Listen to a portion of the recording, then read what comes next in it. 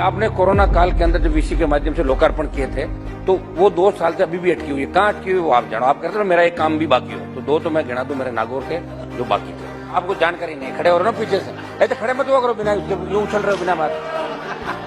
पढ़ के आते हैं भैया पूरी तैयारी के साथ, ठीक है ना। मैं आपको बताता हूँ कि जितना आज तक मैंने अपने लाइफ में कहा है, मैं नम्रतापूर्वक बताता हूँ कि मुझे कोई भी व्यक्ति वो सवाल नहीं पूछ सकता कि आपने ये बोला और ये नहीं होगा। अगर एक आधा काम नहीं होगा अब उसमें कोई अड़चन आएगी, सुप्रीम कोर्ट ने स्टे दे दिया, इन्वायरमेंट ने काम बंद कर दिया, तो मैं कुछ कर नहीं सकता। पर मैं जो होने लायक है वो ही बताऊंगा।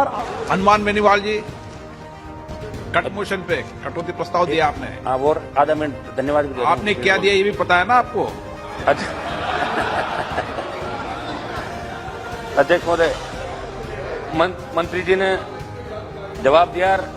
वास्तव में सबकी बात भी रखी और जो शहर CRIF की हम CRIF भी कह रहा हूँ यार, CRIF एक मिनट, अरे नहीं है CRIF, ऐसे कैसे IF है। पहले आप दुरुस्त हो जाओ एक बार, CRIF ही है। आपको जानकारी नहीं, खड़े हो रहे हो ना पीछे से, ऐसे खड़े मत हुआ करो बिना यूं उछल रहे हो बिना बात। पढ़ के आते हैं भैया पूरी तैयारी के साथ, ठीक है ना।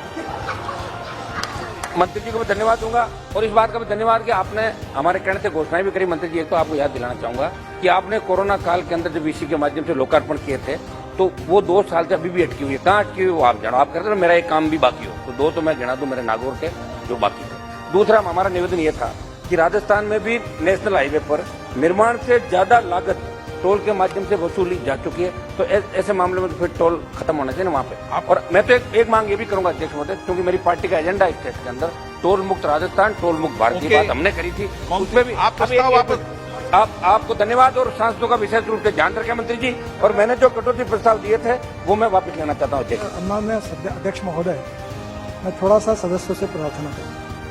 CRIF का जो एक्ट है पार्लियामेंट ने पास किया, उसमें लिखा हुआ है कि राज्य सरकार जो रिकमेंड करेंगे वही प्रस्ताव को हमको मंजूर करना होता है, इसलिए राज्य सरकार का रिकमेंडेशन लगता है।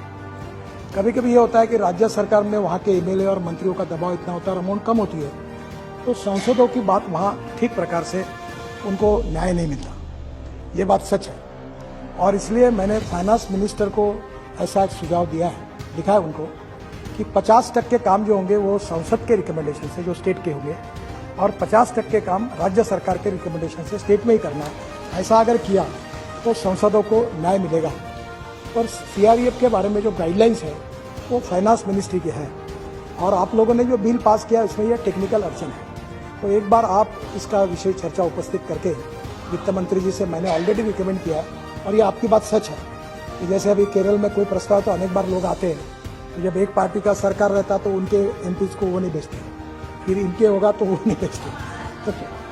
तो मैंने ये बात को निश्चित रूप से ये जुनाइन लेजिटिमेट है पर मेरे हाथ में नहीं है।